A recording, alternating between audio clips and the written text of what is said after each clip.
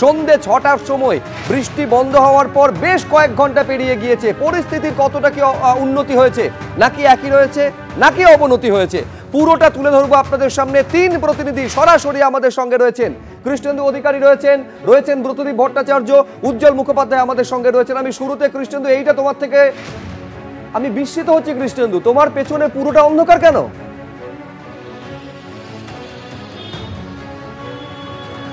দেখো, এই যে রাস্তার লাইট, এটা আজকে সন্ধ্যে 6টা থেকে সল্টলেক পুরসভা সিদ্ধান্ত নিয়ে বন্ধ করেছে। এই বন্ধ করার পিছনে একটা কারণ অবশ্যই আছে, কারণ সল্টলেকের পুরসভার যে বিস্তার, এই বিস্তার হচ্ছে শুধু সল্টলেক নয়, রাজারহাট, নিউ টাউনের একাংশ, গোপালপুর পর্যন্ত। সুতরাং সেই গোটা এলাকা জুড়ে একটা বড় অংশে এখনো জল জমে আছে। আমরা যে করুণাময়ীর মোড়ে আছি, সেই করুণাময়ীর একটা বিস্তীর্ণ এলাকায় এখনো থই থই করছে জল, বিভিন্ন জায়গায় জল জমে আছে। এবং এই জল জমে থাকা সন্ধ্যের পরে কতটা বিপজ্জনক আমরা তো আজ ভোরবেলা থেকে টের পেয়েছি। একটার পর একজনের অঘটন ঘটেছে, মৃত্যু মিছিল দেখা গেছে এই বৃষ্টিকে ঘিরে।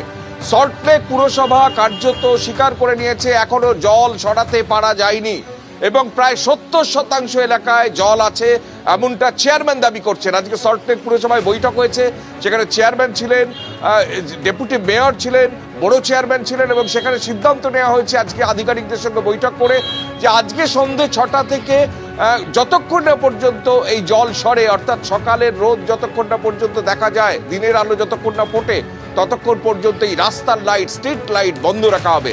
বন্ধ রাখা হবে এই কারণেই যে যাতে সাধারণ মানুষ মানে রাস্তায় নামতে না পারেন, এবং তাদের বলাও হচ্ছে যে তারা বাড়িতে থাকুন, রাস্তায় নামতে না হয়।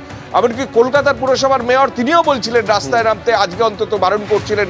আজকে সল্টলেক পুরসভার চেয়ারম্যান তিনিও বারণ করছেন যে খুব প্রয়োজন না হলে যাতে রাস্তায় মানুষ না নামে। বেশ, এক মেয়র তিনি বলছেন যে ঘরবন্দি হয়ে থাকুন, রাস্তায় বেরোবেন না, এবং আরেকটা পুরসভার চেয়ারম্যান তিনি একেবারে অন্ধকার করে দিচ্ছেন এই বিদ্যুৎ স্পৃষ্ট হওয়ার ঘটনা এড়াবার জন্য। আমি দেখাতে চাইবো সল্টলেক পুরসভার মানে বিধাননগর পুরসভার চেয়ারম্যান সব্যসাচী দত্ত ঠিক কি বলেছেন তিনি।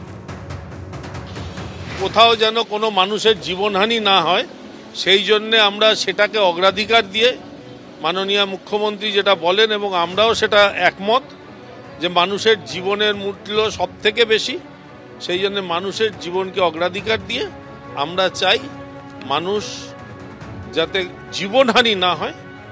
ক্ষণিকের জন্য অসুবিধা, আবার পরবর্তীকালে ঠিক হয়ে যাবে, কিন্তু জীবনহানির হাত থেকে আমরা বাঁচানোর চেষ্টা করব। পুরসভা এলাকায় যত স্ট্রিট ল্যাম্প আছে যেখানে জল জমে আছে সেই সব বন্ধ থাকবে। কটা থেকে? সন্ধ্যে 6টা থেকে আজকে, যতক্ষণ জল না নামবে।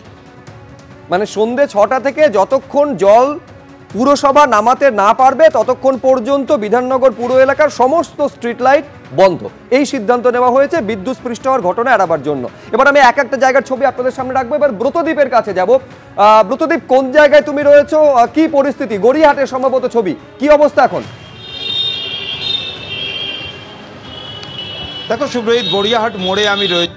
বৃষ্টি থামলেও মানুষের দুর্ভোগ কিন্তু একেবারেই কমেনি, বরং বলা চলে যে যত বেলা বেড়েছে সেই দুর্ভোগও কিন্তু বেড়েছে। কারণ আজকে সকালে এই প্রবল বৃষ্টি মাথায় নিয়েই বহু মানুষকে তাদের কর্মক্ষেত্রে যেতে হয়েছিল। এখন তাদের বাড়ি ফেরার সময়, এবং বাড়ি ফেরার ক্ষেত্রে যে দুর্ভোগের সম্মুখীন হতে হচ্ছে তাদের, সেই ছবিটা আমার সহকর্মী সন্দীপ তুলে ধরছে।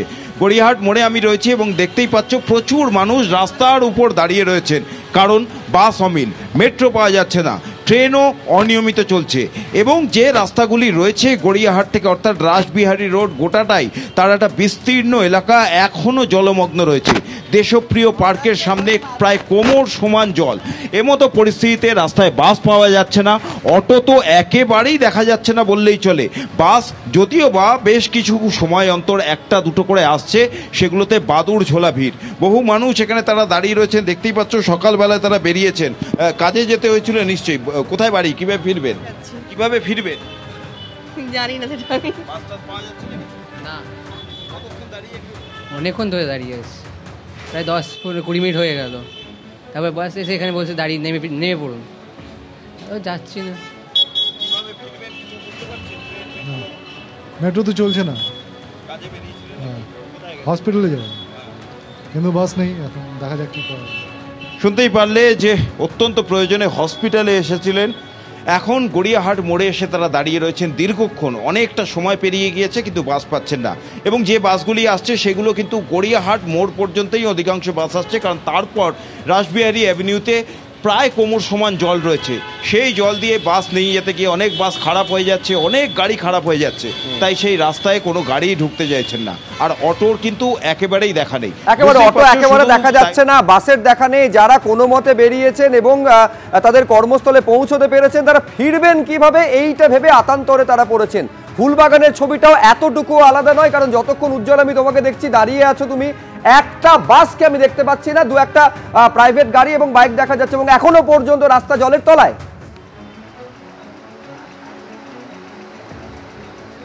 একদম তাই, আমি যেখানে দাঁড়িয়ে রয়েছি আরেকটু এগোলেই একদম হাঁটু সমান জল। এবং বিশ্বজিৎ যে ছবিটা দেখাচ্ছে, দেখো যে বাসটা দাঁড়িয়ে রয়েছে, এটা দেখেই তুমি বুঝতে পারবে যে সল্টলেকের দিকে যাওয়ার যে রাস্তাটা, সেই রাস্তাটার এই মুহূর্তে কি অবস্থা। একজন দূর থেকে ভদ্রলোক হেঁটে আসছেন, তুমি দেখো একেবারে কোমরের সমান হাঁটু সমান জল, ফলে এই রাস্তা দিয়ে সমস্ত যান চলাচল একেবারে বন্ধ। দুটো একটা গাড়ি তারা চেষ্টা করছেন যেতে, কিন্তু যাওয়ার কোনো উপায় নেই।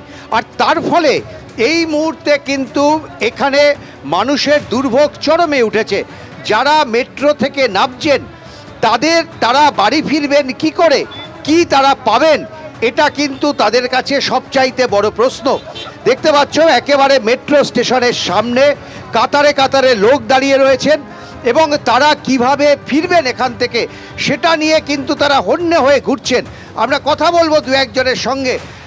দিদি, এখান থেকে কিসে যাবেন ভাবছেন? হেঁটেই যেতে হবে, আর কিসে যাব, মানে কিছু তো সম্ভব না। আর রিক্সাও প্রচন্ড ভাড়া চাইছে। কত চাইছে রিক্সা? 100 টাকা সিআইটি মোড় যেতে, এরকম তো চাই। এখান থেকে সিআইটি মোড় যেতে 100 টাকা ভাড়া। এবং দিদি, কিসে ফিরবেন ভাবছেন? দেখুন হাতে জুতো নিয়ে কিসে ফিরবেন? ফিরবো কিসে, যা অবস্থা এখন মেট্রোতে যাচ্ছি, হ্যাঁ এরার তো কিছুই পাচ্ছি না। এখানে রিক্সা রয়েছেন এবং তাদের দাবি যে এখানে সিআইটি মোড়, মানে এখান থেকে ঢিলছোড়া দূরত্ব, সেখানে যেতে গেলেও কিন্তু একটা বিপুল পরিমাণে টাকা দিতে হচ্ছে। যারা মেট্রো ধরার সুযোগ পাচ্ছেন তারা মেট্রোতে যাচ্ছেন, কিন্তু যারা মেট্রো থেকে নামছেন তাদের কাছে কিন্তু এখন বাড়ি ফেরাটা কার্যত রীতিমতন চ্যালেঞ্জের হয়ে দাঁড়াচ্ছে। এবং দিদি, আপনারা ফিরবেন কি করে দিদি? এসেছেন কিন্তু বাসে যাব, একটা বাস অনেকক্ষণ বাদে একটা বাস এলো, দিদি ফিরবেন কি করে? মেট্রো আসলেন কি করে এতটা রাস্তা? मुझे बंगाली नहीं आती है। जल से आई हैं आप, आइए कैसे? हाँ जल ढेंगे एलाম, আমি এয়ারপোর্টে চাকরি করি। পুরো জল। একেবারে যারা কর্মস্থলে পৌঁছতে পেরেছেন তারা ফিরবেন কি করে, এইটা এখন বড় চিন্তার বিষয় হয়ে দাঁড়িয়েছে। তার কারণ বাস নেই, থাকলেও দু একটা বাস থাকলেও তাতে আবার বাদুড় ঝোলা ভিড়।